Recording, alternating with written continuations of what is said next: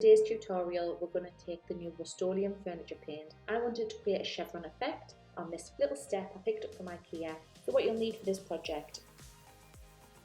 So I gave the step a quick wipe over first of all with some kitchen roll, and then cracked open the tin and gave it a good stir.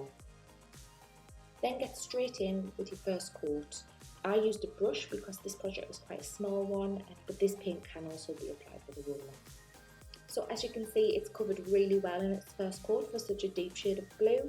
It's a 4-hour recoat time, so I went away, left it and came back for the second coat later.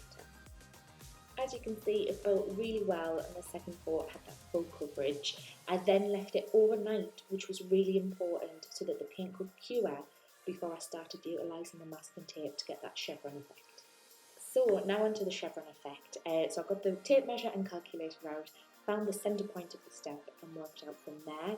I used 1.5 inch masking tape because I felt like that was a great size for the chevron pattern, and I had my chevrons 2 inches apart. Once you're happy with the chevron, make sure it's all pressed down at the edges just to seal it to stop any paint bleed, and then it's time to get on with the gold furniture paint. This builds really well on top of paint, which is why I painted the whole step before utilising the gold.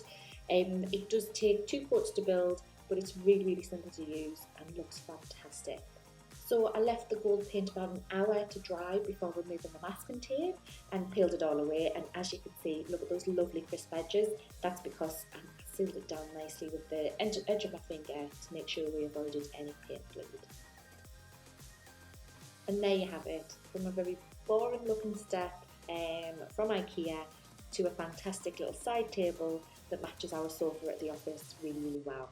Don't forget to subscribe for more videos and tutorials, and let us know what you want to see next.